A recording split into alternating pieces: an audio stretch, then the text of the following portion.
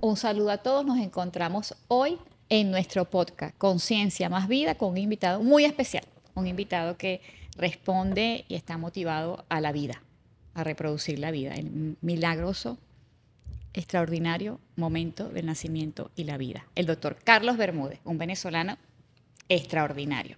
Y con Jessica Dos Santos.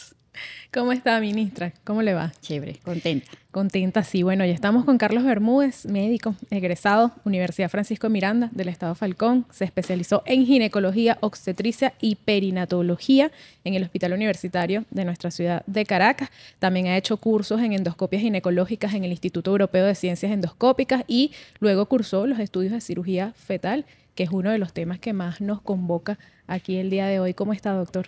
Muy bien, Jessica, y muchas gracias, por supuesto, con la invitación para compartir con ustedes, con Gabriela y con toda la gente que nos está oyendo de estos temas que son bien interesantes porque van en pro de la salud del venezolano.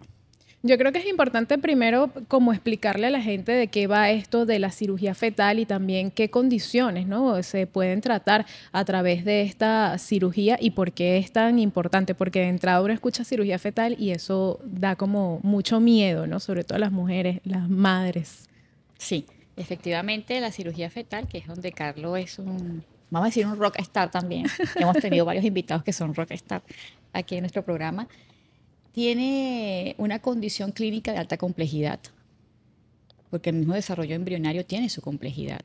El proceso de gestación tiene su complejidad. La madre tiene una condición particular cuando está en el proceso de gestación. Y la intervención clínica antes de las 28 semanas del proceso de gestación requiere una alta especialización en los instrumentos y en el conocimiento. Y entonces esto extraordinario que a cualquiera nos puede asustar, lo hace de forma efectiva. Y con extraordinarios resultados, el doctor Carlos Bermúdez, que hoy es nuestro invitado. Doctor, vamos a hablar de lo más reciente que usted está haciendo. Vamos a hacer todo ese recorrido, pero empecemos por los casos de espina bífida, que es uno de los que más ha estado sonando, de los que más se encuentra también reseñados en la prensa. ¿De qué va esto de la espina bífida y por qué es tan importante atacarlo, tratarlo antes del nacimiento? Sí, fíjate bien, el mecanismo de la ocurrencia de la espina bífida no está totalmente claro. Sin embargo, sí está asociado a deficiencia de ácido fólico. El ácido fólico es una vitamina B, es vitamina B9, y la deficiencia del ácido fólico se asocia a espina bífida. Ahora, ¿cuál es el real problema de la espina bífida? ¿Qué es la espina bífida? Básicamente, la vértebra es como un anillo. Si tú tienes un anillo arriba de otro y arriba de otro, esos anillos crean un conducto. Y a través de ese conducto va la médula espinal, que son nervios. Y los nervios son muy delicados. Entonces, cuando la vértebra no se cierra, sino que quedan abiertas, en vez de ser una O, quedan como una U en la región de la columna vertebral, en la parte posterior, usualmente hacia el sacro, pero puede ser a cualquier nivel de la columna. Entonces, esos nervios se salen de su conducto y queda, imagínate el poliedro de Caracas. Imagínate que esta mesa es la espalda del muchacho y queda el poliedro de Caracas y los nervios van por el techo del poliedro. Okay. Entonces, ¿qué es lo que ocurre? Que cuando el bebé se mueve, chocan los nervios contra las paredes del útero y hacen lesión mecánica, por un lado. Y adicionalmente, el líquido amniótico, su composición química también daña los filetes nerviosos. Y esto hace dos compromisos. Por un lado, motor, y por otro lado, sensitivo. Es decir, no siento bien, pero encima, en el momento del nacimiento, si la lesión fue importante, como usualmente es en la mitad de los casos, esos muchachos cuando nacen no van a poder caminar nunca en su vida. Quedan encadenados a una silla de ruedas, no controlan esfínteres y adicionalmente eso hace una hidrocefalia refleja que trae trastornos cognitivos intelectuales. Entonces, la enfermedad en sí no es incompatible con la vida, pero sí es severamente incapacitante. Entonces, básicamente, ¿en qué radica la cirugía? La cirugía consiste en abrir la bolita esa del poliedro de Caracas. Eso hace que el líquido cefalorraquídeo se salga, por lo tanto, la bolita se desinfla. Después la médula espinal se restituye en su conducto y se cierra arriba la piel. Una vez que queda protegida, el pronóstico neurológico de este bebé debe mejorar en el momento del nacimiento. Eso básicamente es lo que se hace. Ahora bien, hay varias formas de hacerse. Una forma es hacer una cirugía abierta. ¿Qué es abierta? Bueno, tú haces una incisión sifopúbica o imagínate una cesárea acostada, pero muy, muy amplia, y el útero se exterioriza, es decir, el útero con el bebé adentro se saca de la cavidad abdominal. Se busca dónde está la espalda, del bebé por ultrasonido y allí se hace un hueco en el útero del tamaño de un fuerte. Bueno, tú eres muy chama, tú quizás no te acuerdas del fuerte. El fuerte es la moneda aquella de 5 bolívares. Entonces es como de unos 4 centímetros de diámetro, se opera la espina bífida allí y se vuelve a meter esto hacia adentro. Esto, por supuesto, tiene una gran invasividad. Entonces, nosotros como somos necios y siempre estamos pensando y dormimos, tú sabes, inquietos, entonces dijimos, bueno, ¿cómo podemos? Está muy bien, pero ¿cómo podemos mejorar un poco esta técnica para hacerlo menos invasiva y tener mejores resultados? Y entonces lo hicimos en forma endoscópica. Ya se hacía en forma endoscópica en el mundo, pero usando 3 o 4 puertos y también exteriorizan al útero. Cosa que no entiendo muy bien el motivo, pero bueno, lo hacen así. Exteriorizan al útero y le ponen los trócares. Entonces nosotros simplemente lo que hacemos es que transcutáneo, usamos solamente 2 trócares, uno de 3,8 milímetros, uno de 2 milímetros, podemos operar el mielomeningocele. Obviamente hay que tener habilidad quirúrgica, no es simple hacerlo, es complejo, pero se puede hacer. De hecho, tenemos 5 casos hechos con objetivo quirúrgico logrado en el 100% de los casos. Entonces, esto es interesante porque, digamos que es una modificación de una técnica que, por cierto, no es la primera vez que lo hacemos porque hemos inventado otras cosas aquí, Made in Venezuela, técnicas quirúrgicas que hemos desarrollado y dispositivos que hemos desarrollado que se usan en todas partes del mundo, incluyendo Europa y los Estados Unidos, y han sido técnicas desarrolladas por nuestro equipo. Yo creo que precisamente por esa inquietud que uno tiene de seguir mejorando y ayudando a estos bebés que les queremos brindar una expectativa de vida.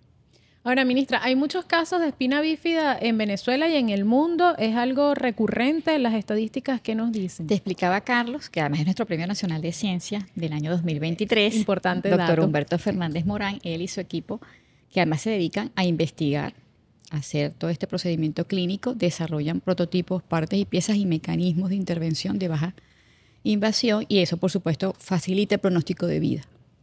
Importante en los niños. En la medida que intervengas menos, hay un mejor pronóstico. ¿Qué sucede con el caso de la columna bífida, espina bífida? Lo que sucede es que hay una condición desconocida que puede asociarse a alguna genética que aún no se ha determinado y hay una condición que tiene que ver con el consumo pre-embarazo y durante el embarazo del ácido fólico, que para nosotros en el protocolo clínico maternal es de obligatorio consumo. Pero puede pasar que la mujer desestime esto por desconocimiento y no lo consuma diariamente según la prescripción de su ginecobstetra.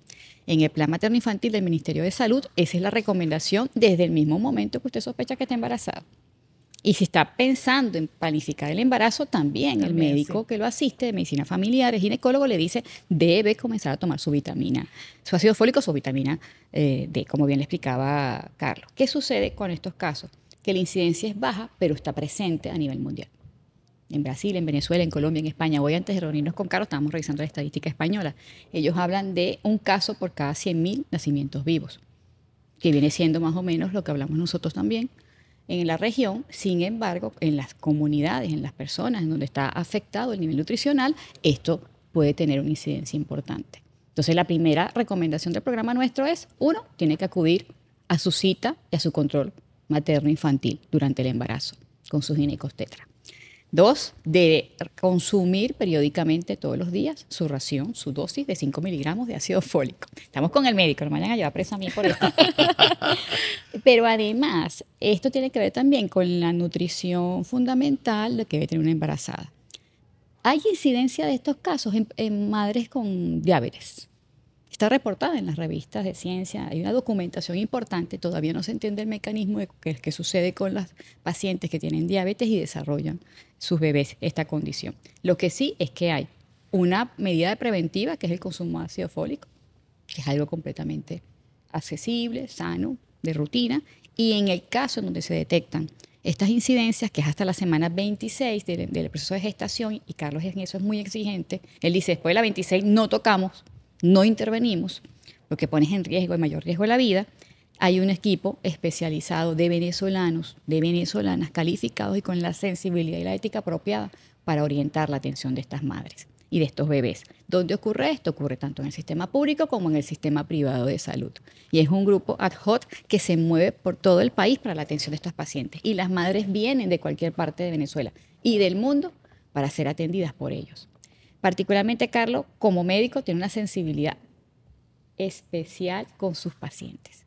Yo no soy paciente de Carlos, soy paciente de otro médico que es genial también, valga la cuña, pero en mi primer embarazo, hace ya Unos años. unos años atrás, No lo digas, no lo digas. unos años atrás, yo le digo a mi doctor, que también le mete a la ciencia, igual que Carlos, que yo tenía una sensación en el ombligo muy particular. Y le decía, no se me quita esta sensación, y siento unas agujas, y es unas agujas. Entonces las abuelas decían, y las madres, no, ese es el cordón, ese es que el niño no sé qué cosa, ese es que viene con el cabello, ese es que el bebé trae mucho cabello, y por eso también te da acidez. Y la gente comenta muchas cosas Sí. de nuestros saberes y de nuestras costumbres. Al final, mi médico, que es también muy acucioso como Carlos, dice, vamos a consultarle a Carlos Bermúdez. Porque lo que yo estoy viendo por eco, lo estoy viendo bien. Pero estoy haciendo un eco, y Carlos es el coordinador del posgrado de ecosonografía neonatal del Hospital Universitario de Caracas, Gabriela. Bueno, vamos, tenía 29 años. Una mujer de ciencia disciplinada, y me voy al hospital a buscar a Carlos. Y Carlos me atiende, mira, vengo de parte del doctor tal, tengo esta condición, y él me dice, oye, esto yo lo veo es en pacientes que tienen resistencias umbilicales elevadas. Y tú debes estar muy conectada con tu embarazo porque tú estás diciendo cómo lo sientes, en qué hora lo sientes, y que hasta te despiertas con esa sensación. Carlos me hizo unos estudios, que bueno, luego puedo explicar, que es experto. Y me dice, sí, efectivamente tienes tanto de resistencia y esto lo vamos a mejorar con tu nutrición, Gabriela. Wow. Pero yo tengo mi hemoglobina bien, soy una mujer relativamente sana, lo que hago es ciencia. Trabajo, eso sí, mucho tiempo en el laboratorio. Y Carlos me colocó entonces una dieta que tenía L-carnitina y otro aminoácido. Y arginina. La arginina. Y la arginina. A los 15 días ya yo no sentía nada del malestar. E inclusive mejoró mi condición del embarazo, todo. Toda mi orgánica y mi metabolismo mejoró muchísimo. Yo lo podía sentir. Y al final Carlos se despide de mí. Tus próximos embarazos haces lo mismo. Y vas a estar muy bien. Tuve 2 embarazos más después. Yo tengo esa mirada guardada de Carlos, de esa sensibilidad, de esa medición, de ese cómo te sientes. A los 15 días llamarme, ya no tienes la sensación, bueno, hazte tal cosa, vas a hacer el eco tal, y tus próximos embarazos, que deben ser otros también, simplemente mantén esto en tu dieta para ese momento. Y así lo hice. Años después, Carlos retoma toda esta cirugía en el hospital y a mí me informan del Hospital Universitario de Caracas. Está Carlos Bermúdez. Yo retrocedí a mis 29 años de edad, a la emoción de ser madre por primera vez y a saber que es el talento más prodigioso del área que tiene Venezuela y el mundo en este momento, la región. Lo que hoy hace el equipo de Carlos Bermúdez en el Hospital Universitario y lo que ha hecho también acompañando al equipo del Domingo Luciani, acompañando al equipo del Centro Médico Docente de la Trinidad y a las pacientes del país que lo requieran, es un ejercicio de conocimiento, es un ejercicio de soberanía, es un ejercicio de bienestar, un ejercicio de ciencia, un ejercicio de ética, porque Carlos comienza desde el principio a descifrar quién es la paciente, qué condición tiene, cuáles son sus aprehensiones, su condición metabólica, todos los estudios, y no escatiman ningún esfuerzo público o privado para que ese bebé llegue a feliz término.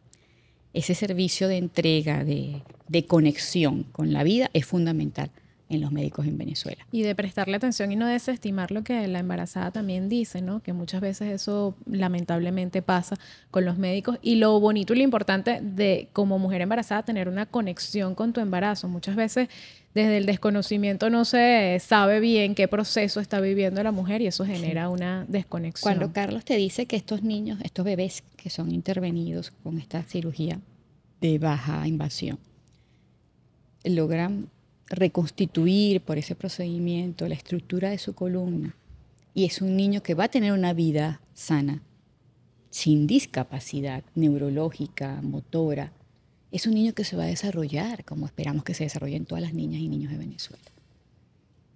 Y es una oportunidad extraordinaria de sumar bienestar. Entonces tenemos ese compromiso con los 2 elementos, desde la prevención y el cuidado en el embarazo, y el seguimiento que tienen que hacer nuestras mujeres embarazadas, acudir al servicio materno-infantil que está allí disponible, y luego, en el caso de, tenemos esta estrategia. Hay una oportunidad fundamental de atender al pueblo, y eso es extraordinario en una estructura de salud pública y privada que tenemos en el país. Puedes acudir de forma, y Carlos te va a atender donde se encuentre, y contéstale la llamada. Eso es una cosa interesantísima porque además luego te mira vinculándose también con la familia, con los afectos, y las madres te lo pueden contar también. Carlos, vamos a remontarnos a esos años. Venezuela es pionera en Latinoamérica con cirugía fetal y también es la quinta en el mundo. Te escuché decir en una entrevista. ¿Cómo fue ese proceso? Creo que es 2001. ¿Cómo decidiste o cómo se decidió en equipo también iniciar todas estas cirugías fetales en Venezuela? Sí, bueno, fíjate, cuando yo estaba haciendo el posgrado de perinatología del siglo pasado, yo soy un perinatólogo del siglo pasado, mientras hacíamos el posgrado, estábamos trabajando en el IBIC en aquel momento como investigadores invitados. Teníamos nuestro laboratorio en el IBIC, arriba del bioterio, y allí estábamos trabajando con modelos ovinos. Entonces estábamos haciendo cirugía fetal, guiados por el doctor Rubén Quintero. Rubén Quintero es un venezolano que se graduó de médico en Venezuela y después se fue al exterior, hizo su posgrado en Yale y es uno de los baluartes a nivel mundial en cirugía fetal. Entonces ya, digamos, ya yo había hecho formación en endoscopia, ya había hecho perinatología y ya habíamos hecho cirugía fetal a nivel experimental durante unos 3 o 4 años, primero en la Universidad Central de Venezuela, en Maracay, que es donde estaba la Facultad de Veterinaria. Trabajábamos allá y después nos mudamos para el IBIC, que era más cómodo para nosotros, digamos, por la cercanía a Caracas, obviamente. Pero llevaba mucho trabajo porque la gente piensa que las cosas son soplar y hacer botella. No, esto ha sido un esfuerzo titánico. Yo me acuerdo que la investigación comenzaba desde irme con un aparato de eco a las fincas para ver las ovejas y hacerle los ecos a las ovejas y llenarte con lo que te conté de las ovejas y bueno, y cargábamos y tal. Entonces, todo esto lo hacemos. Pues. Entonces, es investigación, pero es investigación con corazón realmente. Entonces, ya, digamos, teniendo todos estos hechos, digamos, todo avanzado, todas estas partes, dijimos, bueno, vámonos con el doctor Quintero. Y estuve un año con el doctor Quintero haciendo un fellow formal a cuerpo presencial y después regresamos en el año 2000. En ese momento lo que hicimos fue montar los protocolos de investigación y la aprobación por los comités de bioética como debe ser. No es que llegó un tipo por ahí, llegó metiendo agujas, no, eso no es así. Entonces, todo lo que hacemos es con aprobación previa de los comités de bioética, hacerlo bien hecho, y empezamos a tener la experiencia. En ese momento, hay más dedos en mi mano que cirujanos fetales en el mundo. O sea, nosotros empezamos en Venezuela a hacer cirugía fetal antes que Japón, antes que China, antes que la gran mayoría de los países de Europa, exceptuando Francia y Francia e Inglaterra, que eran los dos únicos que hacían en aquel momento, en aquel entonces, y en Latinoamérica solamente nosotros. Eso nos transformó en centro de referencia, es decir, que no solamente brindábamos expectativas de vida a los niños venezolanos, sino que nosotros operamos gente de Paraguay, operamos gente de Argentina, operamos gente de Colombia, operamos gente de Perú, operamos gente de Bolivia, operamos gente que nos mandaban de muchos sitios. En ese momento, en que yo coordinaba el posgrado de perinatología del Hospital Universitario de Caracas, yo dije, ya va. No es lógico que los pacientes tengan que venir desde tan lejos para acá para hacerse un procedimiento. Vamos a hacer este posgrado internacional. Solicitamos el permiso a la dirección del Hospital Universitario de Caracas, hicimos el posgrado internacional y formamos gente que hoy en día está operando en Colombia, que hoy en día está operando en Argentina, que hoy en día está operando en Paraguay. Es decir, pues, ¿cómo es la cosa? Internacionalizamos eso. Internacionalizamos el posgrado para formar gente y ayudar a gente en sus propios países. Porque, como todos sabemos, pues los países latinoamericanos tienen muchos problemas económicos, las poblaciones, y no todo el mundo está en capacidad de hacer un viaje, costear un viaje. Entonces, decir, bueno, vamos a formarles el recurso para que el recurso se pueda hacer. Entonces, no solamente lo hacíamos, sino que formamos gente. Bueno, tenemos toda la vida en formación. Porque, de hecho, tú sabes que cuando yo termino la coordinación del posgrado en el Hospital Universitario de Caracas, donde estuve alrededor de 15 años, nosotros nunca abandonamos la medicina pública. Nosotros operábamos en el materno infantil del Valle, donde el director era un gran amigo, el doctor Jesús Vázquez, y Jesús nos abrió las puertas del hospital y seguimos ayudando a la gente en el hospital. Y en el Centro Médico Docente de la Trinidad, la gente de servicio social nos ha hecho una gran mano y hemos operado cientos de casos que no han pagado nada. Entonces, esto no se puede abandonar. Ahorita, estando dadas las condiciones nuevamente, entonces estamos retomando el Hospital Universitario de Caracas con la unidad de perinatología, mi alma mater, donde yo coordiné el posgrado. Así es. Entonces, ahora la jefe que fue alumna, mi jefe es una exalumna mía, que somos muy amigos, por cierto, la doctora Olea Orencio. Pero igualmente en la maternidad Concepción Palacio, hemos tenido todo el apoyo de la maternidad Concepción Palacio, porque son donde están los dos posgrados de medicina materno-fetal y de perinatología. Entonces, son como los centros de referencia nacional, ¿sabes? Entonces, bueno, vamos a ayudar a los muchachos que están en formación en los posgrados, vamos a potenciarlo, pero también vamos a ayudar a la gente. Con este tema de la espina bífida, ¿está ocurriendo lo mismo? ¿Se está también socializando ese conocimiento o eso todavía está en una fase...? No. El conocimiento tiene que ser universal. Mira, hay un cuento. Yo a veces me pongo un poquito anecdótico, tú me dices, porque en aras del tiempo. De eso se trata. Pero, óyeme, cuando ponían los forceps, hace 200 años atrás, los tipos que ponían los forceps se metían debajo de una sábana. Entonces, bueno, más o menos, para que no vieran lo que yo hago. Entonces, yo lo puedo resolver y tú no. Entonces, yo soy más bravo que tú. Eso es un exabrupto. La tecnología, la ciencia, el conocimiento tiene que ser universal. Yo me acuerdo cuando yo estaba en la clínica metropolitana que ahí había una gente que llegaron con unas técnicas nuevas y ponían unos cartones. En los vidrios, te lo juro. Ponían unos cartones para que no se viera lo que estaba haciendo. Eso es, en mi opinión, es antiético. Y tú sabes que a medida que uno va teniendo más años, uno se le va quitando los pelitos de la lengua y las cosas se dicen a calzón quitado. Bueno, yo soy así. Entonces, no, el conocimiento es universal. Nosotros, la única limitación que tenemos de meter a alguien en el quirófano es el volumen, porque si estás operando no puedes meter ahí 200 personas, claro, obviamente. Pero todo lo que hacemos lo hemos publicado durante la historia, no es ahora. Estamos esperando tener los 10 o 15 primeros casos de nuestra técnica de espina bífida para publicarla. Pero lo que hacemos en secuestro pulmonar está publicado en revistas internacionales para que tengan acceso a la información. Fíjate lo interesante. Cuando nosotros hicimos la escleroterapia percutánea, que consiste, imagínate tú, que para patologías pulmonares lo que se hacía en países desarrollados eran cirugías fetales abiertas. Sacaban al útero, hacían un hueco, sacaban al bebé, le operaban el tórax y lo metían para adentro otra vez con muy malos resultados, por supuesto.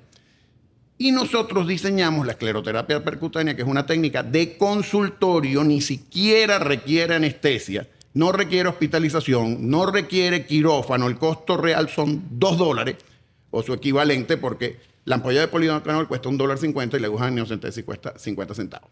Y Rubén Quintero me decía, cuando publicamos en el 2007 los primeros casos, porque además la reversión del secuestro, que es una patología pulmonar muy severa, la reversión es cerca del 100% de los casos. El último lo hicimos la semana pasada, un caso que nos mandaron de Barquisimeto, hablé con el médico tratante y va súper bien. Entonces, fíjate lo interesante, que Rubén Quintero me decía, tú no tienes idea de lo que hiciste. Y yo para mis adentro pensaba, bueno, ni que yo fuera estúpido, ¿cómo no voy a saber?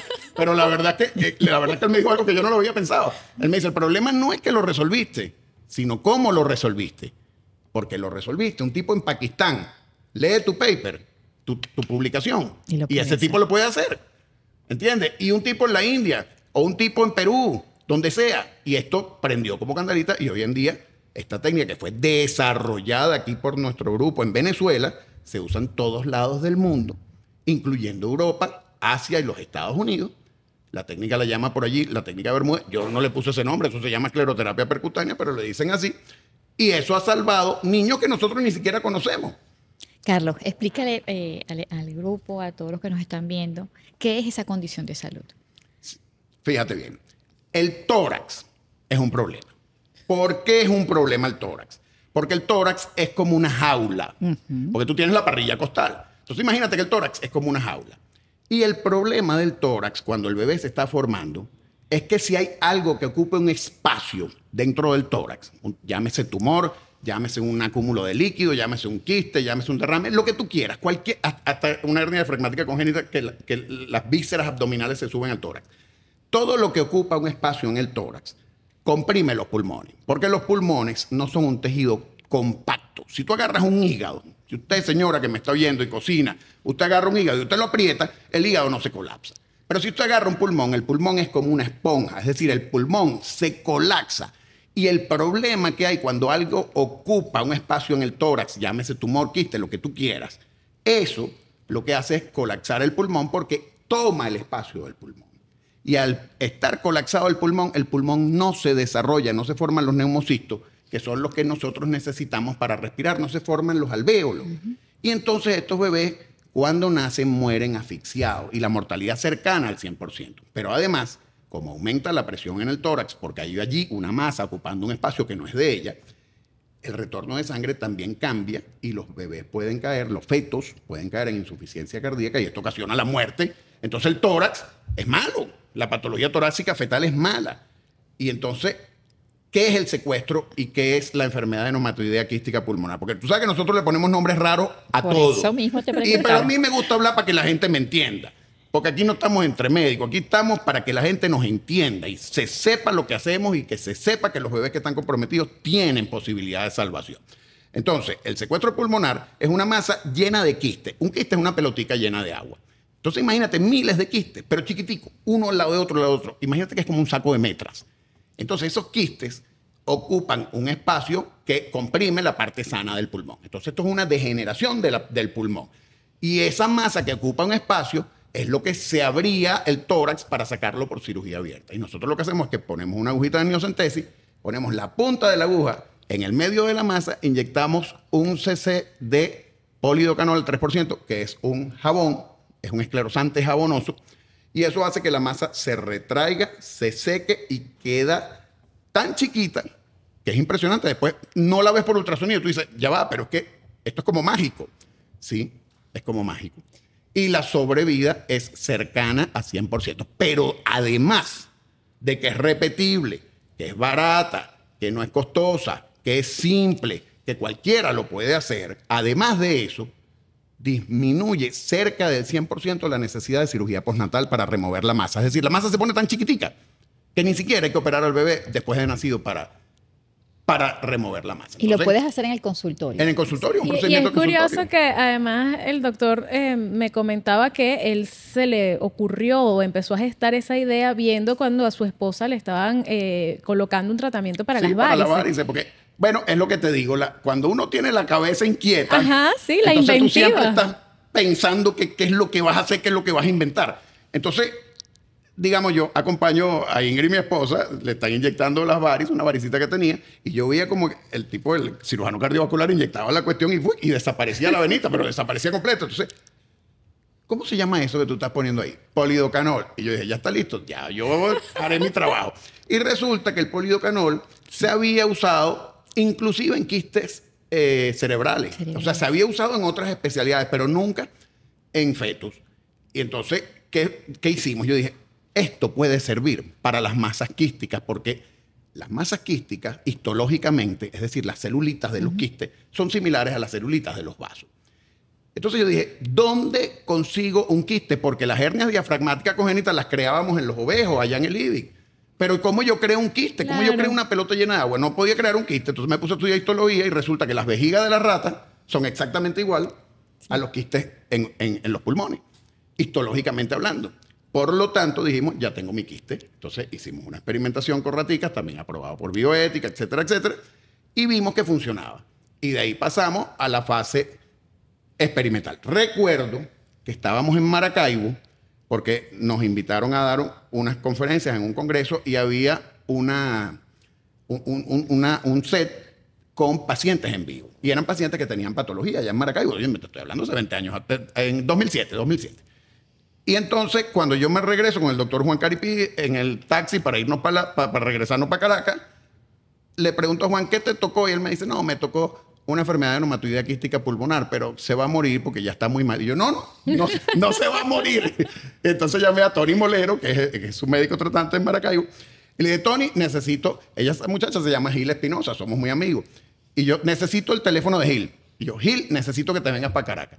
Se vino, le hicimos el tratamiento y esa niña tendrá hoy en día, bueno, del 2007 para acá, no sé, 15, 17 años, sabe Dios.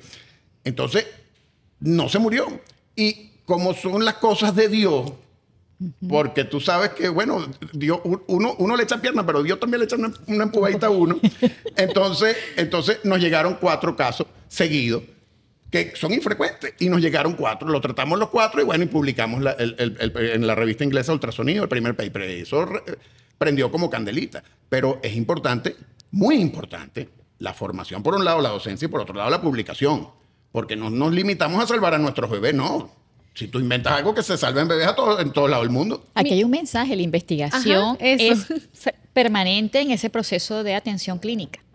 Y la En todo importancia momento te también ocurre una investigación. de publicar y de difundir eso. Bueno, usted siempre hace referencia a artículos en revistas científicas y yo decía, bueno, ¿será que les funciona como para culturizarse? Pero ya estoy entendiendo que Para que te lean los pares y que de alguna forma el método y la propuesta tecnológica o metódica pueda ser validada también en otros espacios, para que no se convierta en un invento que luego cuando lo preparas en Caracas se da bien y cuando te da en Maracaibo no te da así. Exacto. Sea reproducible, que Tiene es que ser fundamental. repetible, exacto. El método científico tiene que garantizar que el resultado sea reproducible bajo las mismas condiciones de experimentación. Lo que te quiero mostrar de la experiencia de Carlos es que en todo momento hay un proceso formativo que es permanente y el proceso de investigación, y eso nutre la clínica, nutre la agenda del posgrado, nutre el establecimiento de los grupos de investigación, que también son otros médicos, anestesiólogos, etcétera. Y eso permite que luego tengas un tejido. Ese tejido que está en Argentina hoy, que está en Colombia hoy, que está en Bolivia hoy, que está en México hoy, que está en Ecuador, forma parte de esa gran agenda de posgrados que se construyó y que, por supuesto, queremos retomar. ¿Para qué? Bueno, porque hay que ir a otras nuevas tecnologías, hay que ir a otros avances, hay otras condiciones para hacer diagnóstico, hay nuevas técnicas y todo eso puede favorecer que la vida de estos niños tenga un buen pronóstico. Sí, Carlos, yo escuchaba ayer un caso que fue muy reseñado, te lo comentaba, de una actriz peruana, Carla Medina, que estaba como haciendo una novela famosísima y ella estaba embarazada y le detectan en Perú que, embarazada de gemelas, le detectan que tenía algo llamado síndrome de transfusión intergemelar. Yo se lo comentaba a unos familiares anoche y me decía, sí, eso es cuando un bebé se come al otro y se come la sangre, una cosa bien vampiresca, ¿no? La explicación sencilla que te dan. Pero me puse a leer que, bueno, ella quedó como un poco desahuciada en Perú, ¿no? Los médicos le decían, no, mira, no hay nada que hacer, además esos casos siempre terminan mal, aunque tenía recursos, no hallaba qué hacer y se vino para Caracas y buscó al doctor Carlos Bermúdez y eso hicieron, bueno, casi que un documental de cómo fue todo ese proceso. Sí, fíjate, ella es la Pepa. La Pepa, la El famosa. personaje de Carla era la Pepa, recuerdo. Que por cierto, nos volvimos a contactar ahorita después de unos años a través del Instagram. Muy, muy bella ella.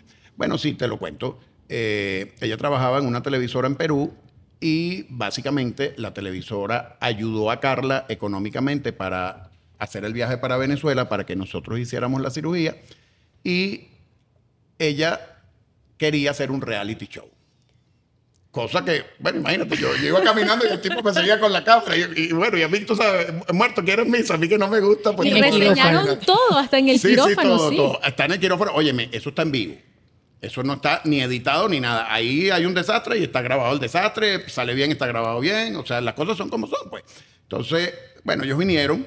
Cuando llega Carla, los dos bebés estaban muy mal. Básicamente, el problema está en la placenta. Imagínate que la placenta es una superficie de intercambio donde, digamos, la mamá le pasa a través de la placenta al bebé, o en este caso a los bebés, le pasa oxígeno y le pasa nutrientes. El problema de las placentas compartidas, es decir, ellos son gemelos idénticos, cuando en los casos que ocurre esto, la placenta compartida tiene vasos sanguíneos que van de un bebé al otro. Por lo tanto, si tú y yo somos gemelos idénticos, yo te puedo pasar sangre a ti y tú me la devuelves a mí. Si ese intercambio es balanceado, es decir, yo le doy a Gabriela 2 y Gabriela me devuelve 2, bueno, no pasará nada porque somos la misma persona repetida. Por lo tanto, tenemos el mismo tipo de sangre, no hay problema. Pero si es desbalanceado, y eso depende de la naturaleza, si son arterias y si son venas, entonces, si es desbalanceado, si yo le doy a Gabriela 1 y Gabriela me da 3 y yo le doy 2 y Gabriela me da 5, entonces yo no le estoy dando a ella lo que ella me está dando a mí. Entonces, uno de nosotros se empieza a quedar sin sangre y el otro empieza a quedarse con mucha sangre. Ahí caen ambos en insuficiencia cardíaca, uno por anemia y el otro por policitemia, que es lo contrario de anemia. Pues la sangre se pone muy espesa porque tiene muchos glóbulos rojos, sube mucho la hemoglobina y caen en insuficiencia cardíaca. Y entonces la muerte de ambos gemelos es cercana al 100%. O sea, no existe posibilidad de sobrevida. Básicamente lo que se hace en esta cirugía es introducir un endoscopio, observar la placenta, seguir los vasos placentarios, ver cuáles son los que interconectan las dos circulaciones y con energía láser los sellas. Una vez sellado, ya Gabriela quedó por su lado y yo quedé por mi lado, que somos gemelos idénticos. No, en hombre y mujer no puede pasar. Entonces queda cada uno por su lado y de ahí en adelante, pues bueno, el síndrome revierte. Y esto pasa la sobrevida de 0 o virtualmente 0 a 78-80% al nacer y sobrevida al mes de nacido, porque se asocia con prematuridad y algunos bebés fallecen por la prematuridad, pero la sobrevida a la larga es del 65%.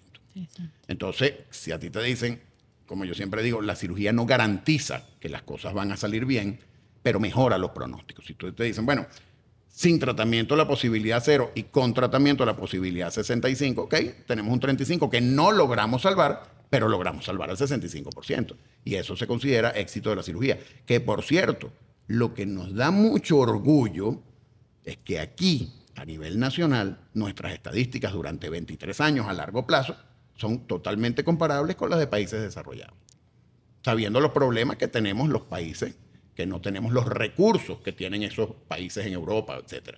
Y aún así, nuestras sobrevidas son similares. Y aún así, no solamente repetimos lo que se hace en muy pocas partes en el mundo, sino que hemos inventado, hemos desarrollado, y entonces nuestros dispositivos, nuestras técnicas, como yo siempre digo, Made in Venezuela, pues estamos presentes en el mundo y se usan en muchas partes y salvan a muchos bebés a nivel mundial. Ustedes tienen, supongo yo, ¿no?, referencias de médicos de otros hospitales, de otros países que están utilizando inventos de estos venezolanos. Sí, no solamente referencias, sino que están publicados. Y cientos. Está publicado, o sea, porque la referencia, acuérdate que es anecdótico y en medicina tratamos de ser lo menos anecdótico posible. Yo puedo sentarme aquí a echar cuento, está bien, yo te echo los cuentos, todo lo que tú quieras, pero las publicaciones están ahí.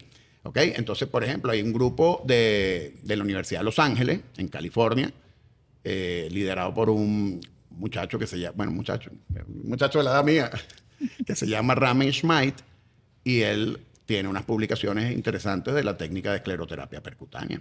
Y nos cita, por supuesto, y lo que ha hecho es pues repetirlo y manejan volumen. Entonces es interesante y así hay publicaciones en muchos países del mundo usando la escleroterapia percutánea. Esperemos que también sea así con las otras cosas. Ahora estamos por diseñar, que Gabriela me tiene que echar una mano, ya lo sabe. Compromiso público. El dispositivo para las obstrucciones urinarias. Porque cuando un bebé no puede orinar, el problema es grave. Porque el líquido amniótico, la gente no lo sabe, o mucha gente no lo sabe, pero el líquido amniótico es orina fetal. O sea, los bebés flotan en su propia orina, respiran su propia orina y se tragan su propia orina. Pero además, si se quedan sin líquido amniótico, el pulmón no se desarrolla bien, los riñones se dilatan y pierden su funcionalismo y se asocia cerca de 100% mortalidad. Entonces, cuando un bebé no puede orinar por un problema obstructivo, tú tienes que puentear el problema obstructivo y ponerlo a orinar de alguna forma. Para eso hay un catéter que es diseñado por un señor o un doctor que se llama Michael Harrison. Ese catéter tiene muchos problemas y tenemos años quejándonos del catéter, pero seguimos usando el catéter. Y yo dije, no, ya se acabó. Vamos a diseñar un catéter que no tenga estas características. Vamos a hacer, ¿cuáles son los problemas de ese catéter? 1, es difícil colocarlo. 2, después que lo empujaste ya no lo puedes regresar. 3, el catéter se rueda, se sale. El muchacho, yo tengo fotos del muchacho con el catéter en la mano, se lo saca, se lo agarra y se lo jala. El feto. Se mete el feto, correcto. Y lo ves en el ultrasonido. Tengo fotos del ultrasonido del catéter salido. Entonces tienes, digamos, múltiples problemas. Entonces tenemos ya el diseño, ya lo terminamos. Y entonces estamos ahora en la fase de fabricación. Pero tú sabes que Lana ahí también paseando por el IBIC. Conmigo. Está volviendo otra vez al IBIC. Estamos volviendo al IBIC porque ahora con el doctor José Cardier, que gran amigo de hace muchos años, además un investigador insigne, pues, o sea, de estos tipos que son fuera de serie. José y su grupo de verdad que son excelentes. Ellos trabajan con células madre y estamos allí haciendo algunos trabajos con células madres para cirugía fetal. No voy a adelantar mucho porque todavía no estamos, digamos, estamos en pleno desarrollo de los procedimientos y lo que queremos hacer, pero yo no tengo la menor duda de que esto va a mejorar algunas de las cirugías en muchos aspectos. Hace falta difundir más. Eso todavía no. Cuando lo tengamos lo publicamos, por supuesto, porque como dije, el conocimiento es universal. Sí, pero ahorita está cocinándose el pan. No lo podemos comer antes de Igual hecho. Hace falta difundir más estas informaciones, ¿no? Las cosas que ya se han hecho muchas veces no se conocen. Totalmente. Estamos bombardeados de malas noticias. Mira, ayer me llamó un muchacho del posgrado de Barquisimeto. Ya me puso anecdótico otra vez. El muchacho me dice: doctor, muchísimas gracias por la clase que nos dio y las cuestiones. Y yo le dije, y el muchacho me dice que él le dijo a sus profesores que se hacía cirugía fetal en Venezuela. Óyeme, no estamos nuevos en esto, tenemos 23 años haciéndolo. Tenemos múltiples publicaciones, publicaciones en revistas nacionales, publicaciones en revistas internacionales. Congresos, seminarios, foros, posgrados. Clase. 600 casos operados, cerca de 600 procedimientos realizados. No estamos nuevos y todavía hay obstetras que no saben qué se hace.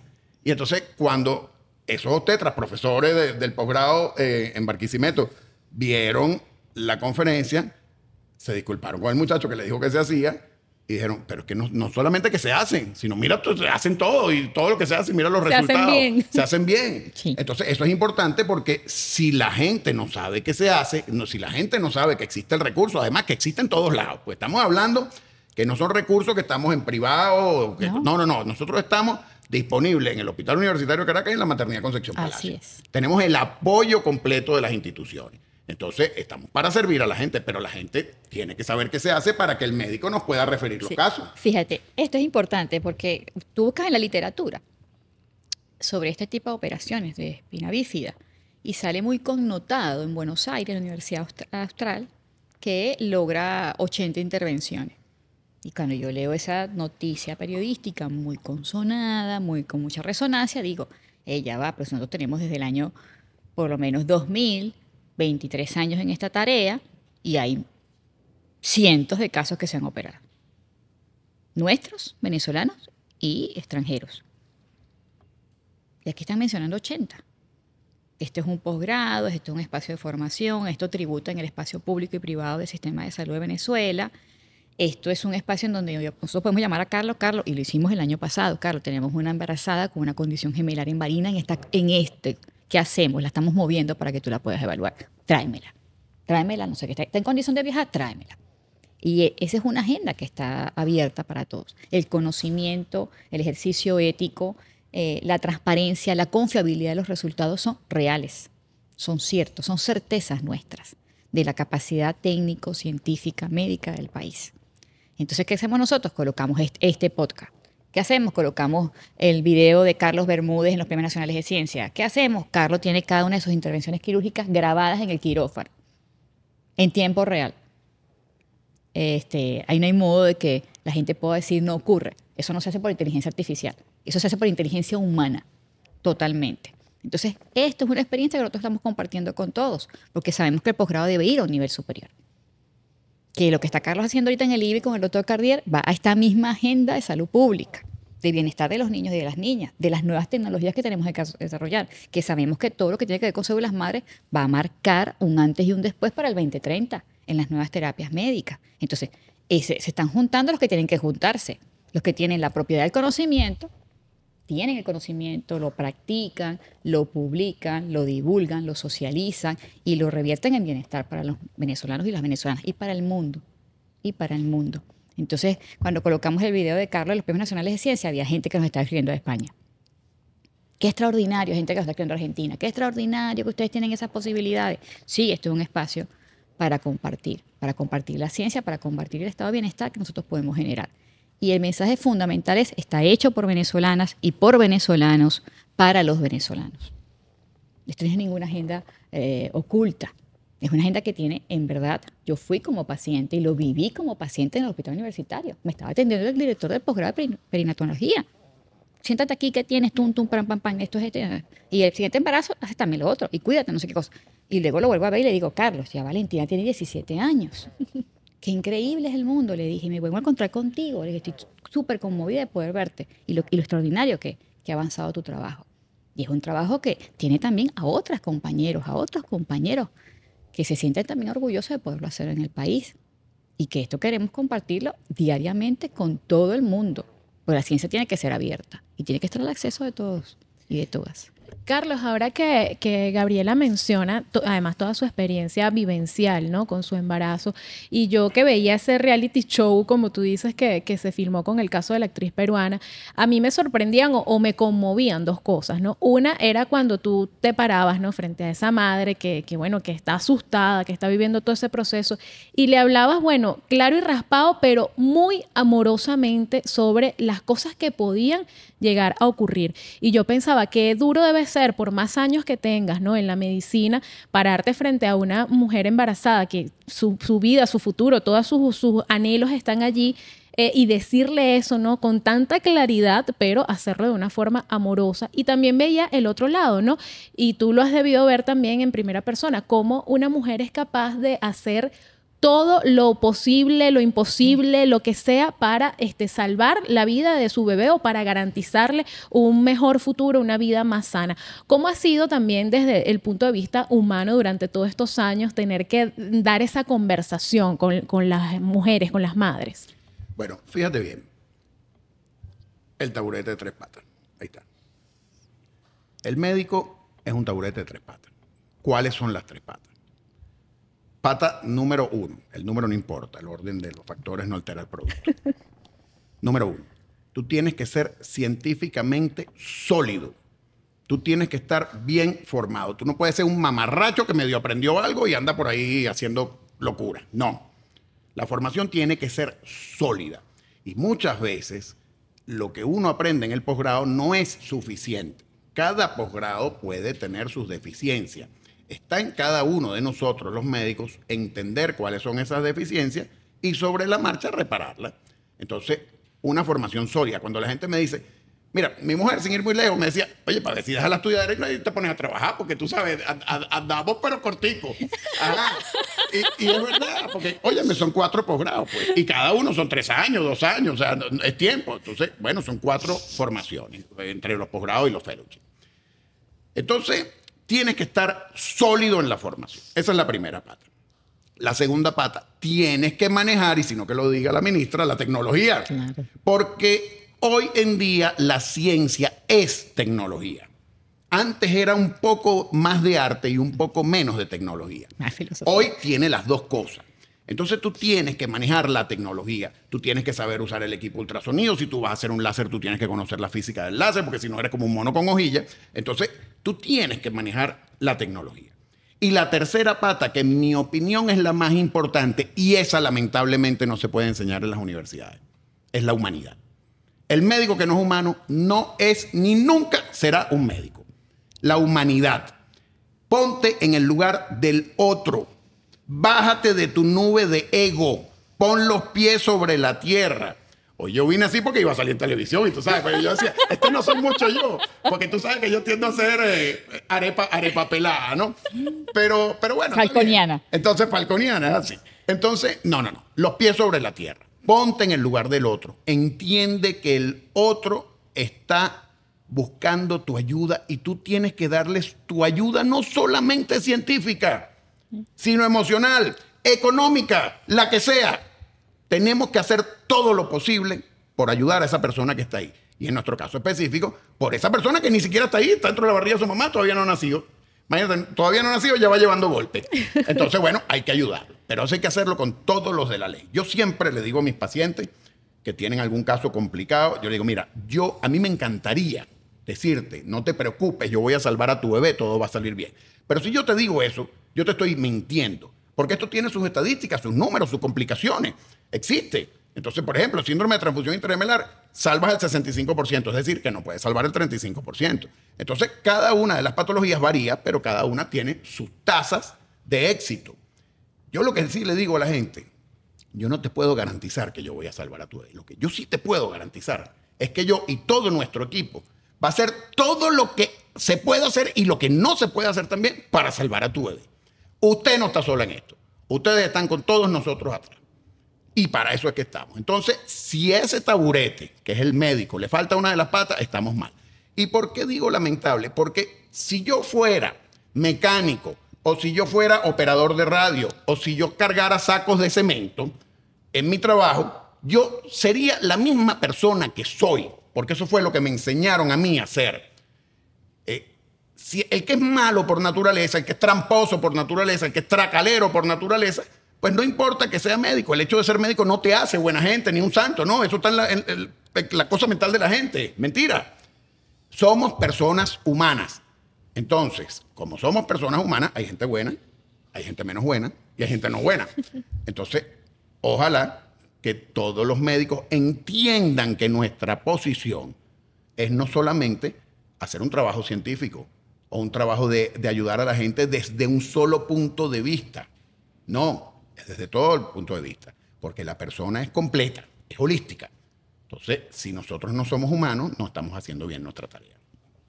Bueno, nosotros estamos a punto de finalizar este programa, pero vamos con nuestra sección Mito o Verdad.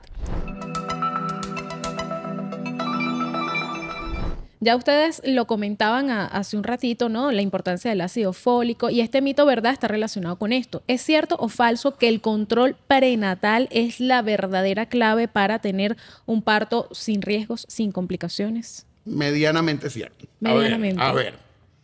El 90% de los embarazos sale bien independientemente del médico. Es decir, que cuando una paciente se controla con mis manos benditas, que saben tanto, pues el 9 de cada 10 va a venir, va a hacer 8 o 10 controles y yo le voy a decir, mira, todo está bien, anda, vete y nos vemos el mes que viene. Punto. Pero como tú no sabes cuál es el 10% que va a necesitar un cambio o hacer un procedimiento, ese 10% lo tienes que detectar solamente viéndolas a todas. Entonces, es básico el control prenatal. No es que el control prenatal evita problemas, sino que cuando ocurren problemas, tienes parte Puede ser preventiva. Sí, detectable. tienes parte preventiva. Pero cuando ya tienes un problema instaurado, si tú lo detectas, tú lo puedes curar. Ahora, fíjate lo que pasa. Como generalmente las cosas salen bien, porque estábamos hablando, Gabriela revisó espina bífida, 1 de cada 1000 embarazos. Es decir, que yo tengo que ver a 999 muchachos sanos para encontrar ese uno. Claro. Y cuando en algunos países que prevalece lo que se llama costo-beneficio, que yo soy absurdamente contrario a eso de costo-beneficio, porque el costo-beneficio significa que tú antepones el dinero a la salud. A la salud. Eso va en mi contra. Eso no puede ser. Pero cuando tú dices costo-beneficio, entonces, por ejemplo, en países desarrollados te pueden hacer 2 ultrasonidos durante el embarazo o 3 ultrasonidos. Los problemas obstructivos urinarios ocurren en 1 de cada 6.000 nacimientos. Eso significa que yo tendría que ver a 6.000 para encontrar uno. Ese uno no hace peso en la estadística. Pero la mamá que tiene ese uno, y ese uno como paciente que no puede orinar, este que está aquí le puede poner un catéter y ponerlo a orinar y salvarlo. Como ahorita tenemos nuestro último bebé nacido, que le ha echado pierna a ese muchacho, ya tiene como 3 meses de nacido, lo pusimos a orinar con el catéter, después el catéter se migró, después hizo una evisceración, nació, resolvimos todo y ya está en su casa, gracias a Dios, todo súper bien. Gracias. Ese uno no hace peso en la estadística. Entonces, no, que se muera. No, que no se muera. Lo tenemos que encontrar y lo tenemos que ayudar. Y la vas a encontrar en la consulta prenatal. Totalmente. No lo vas a poder adivinar. Entonces tienen que acudir a la consulta prenatal. Sí. Si la gente no se controla los embarazos, oye bien, porque no es el número, suena poco, pero no es poco. En Venezuela tenemos cerca de 600.000 nacimientos al año. Si el 10% de los embarazos requiere que el médico haga algo, sea tratamiento médico o quirúrgico o preventivo, para evitar problemas o para resolver problemas que ya están instaurados, significa que en Venezuela tenemos 60.000 embarazos que se van a beneficiar de haberse controlado. Si no, son 60.000 niños que pudieran morir. Entonces, tienes que hacer el control prenatal. Y como lo dijo muy bien Gabriela, ni siquiera prenatal, es que el rollo empieza antes. Porque no es lo mismo entrar al embarazo con el pie derecho que con el pie izquierdo. Planificar porque si usted esos entra al embarazos. embarazo y usted tiene sobrepeso, usted está anémica, usted tiene una diabetes no diagnosticada, Fuma, usted no bebe. está, usted no está vacunada contra la rubiola y te da rubiola es un problema. Todas esas cosas se reparan antes y empiezas a tomar el ácido fólico, señores, vitamina B9. Lo que pasa es que nosotros, los Que además es venezolanos, supereconómica. no nos gusta mucho comer vegetales verdes. Ajá. Y ahí es donde están las vitaminas Verde, B, verde, verdes, así. Ahí es donde está la vitamina B, en el verde esperanza. Entonces, si la gente empieza a consumir ácido fólico desde 3 a 4 meses antes de buscar el embarazo, muy probablemente no vas a tener una espina bífida. Entonces ya está. No hay que hacer ninguna gran cirugía. Mira qué fácil. Y además, ¿sabes cuánto cuesta el ácido fólico? Nada. Nada. Hay alimentos fortificados. Sí. Hay alimentos fortificados. En Venezuela hay alimentos fortificados con ácido fólico, algunas harinas, cosas. Pero estamos más o menos dentro de la estadística Mundial. mundial, es correcto. O sea, no estamos con números mayores de espina bífida hasta el conocimiento que tenemos. Entonces, lo veremos sobre la marcha. Pero bueno, si es así, estamos hablando de que en espina bífida tenemos 600 muchachos que atender anualmente. Si es 1 por cada 1000. Entonces estamos hablando de 600. Si es 1 de cada 6.000, en problemas urinarios obstructivos, tenemos otros tantos. Y cuando sumamos todos los casos, tenemos alrededor de 300 casos de síndrome de transfusión gemelo-gemelo, que son patologías severamente incapacitantes o letales. Cuando tú te pones a ver, estamos superando los 2.000 casos susceptibles a cirugía fetal al año. Esos bebés los tenemos que encontrar, los tenemos que ayudar y los tenemos que salvar. Bueno, vámonos a nuestra sección más noticiosa, ministra. Tenemos que una investigación revela que los humanos son más transmisores que receptores de virus. Recientemente publicado en Nature. Te la tengo. Sí, están hablando inclusive de 4 veces más propagación de nuestra parte de virus y enfermedades para el mundo animal, vamos a decirlo así. Lo que siempre es que la visión antropogénica ha colocado como una condición primordial la salud humana, desestimando la importancia de la salud de la naturaleza, de la salud de los organismos vivos que no son humanos, de los animales, de las plantas. Entonces ahora ya se ha comprobado, cuando haces toda la vigilancia de los virus y las bacterias que circulan entre humanos y animales, nosotros multiplicamos por 4 la incidencia de transmisión de nuestro organismo, de estos agentes, a las mascotas, a los animales silvestres. Entonces esa visión antropogénica nos ha llevado a una posición equivocada de que el hombre y la mujer está por encima del resto de la naturaleza. Ya recientemente publicado, esta semana salió en Nature. También tenemos que Venezuela mantiene precisamente vigilancia permanente ante una amenaza global de influenza aviar H5N1. Sí, fíjate, felicito el trabajo que ha hecho el Ministerio de Agricultura y Tierras Productivas a través del INSAI, del trabajo colaborativo con el Instituto Nacional de Higiene Rafael Rangel, del Ministerio de Salud y el trabajo de nuestra Unidad de Vigilancia Genómica, la cuarta en Iberoamérica, nuestro IBIC, en donde hacemos el seguimiento a todas las granjas, a todas las muestras que nos manda el INSAI. El año pasado hubo una incidencia por unas aves migratorias. Fuimos los primeros en secuenciar en la región y coincidía con el serotipo que estaba circulando en Los Ángeles, California. Ecuador y otros países de la región tenían inclusive hasta 5.000 aves marinas muertas en sus costas. Nosotros tuvimos una muy baja incidencia, hicimos nuestro cerco sanitario en colaboración con el Ministerio de Ecosocialismo, con el Ministerio de Ambiente, Ministerio de Agricultura y Tierra, Ministerio de Salud y Ciencia y Tecnología, y no tenemos ninguna incidencia de casos, mantenemos la vigilancia. El día de ayer se reportó en la literatura que hubo ya confirmación de casos en vacas lecheras en Texas y en cabras también en Minnesota. Entonces, bueno, se está convirtiendo en una panzotía, en una pandemia animal.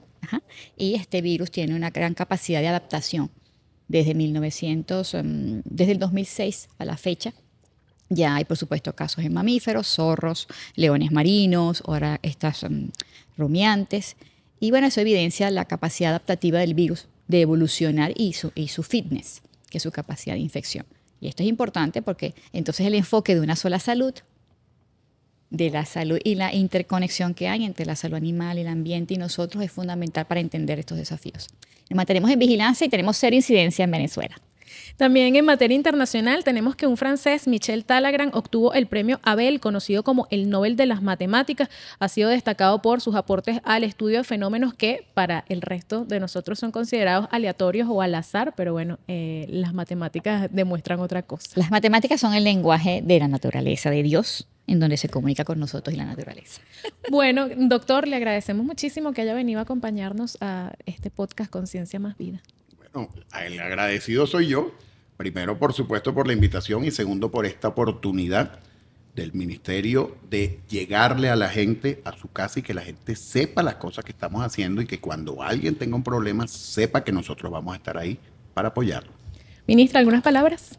Simplemente a nuestras mujeres en gestación asistan a su control de maternidad, ginecología y obstetricia. Vamos entonces con un proyecto superior para el fortalecimiento de nuestra maternidad Concepción Palacio para que tengamos los servicios ampliados del doctor Carlos Bermúdez y todo el equipo de investigación clínica en esta materia. Seguimos fortaleciendo la salud, practicando la ciencia para la vida.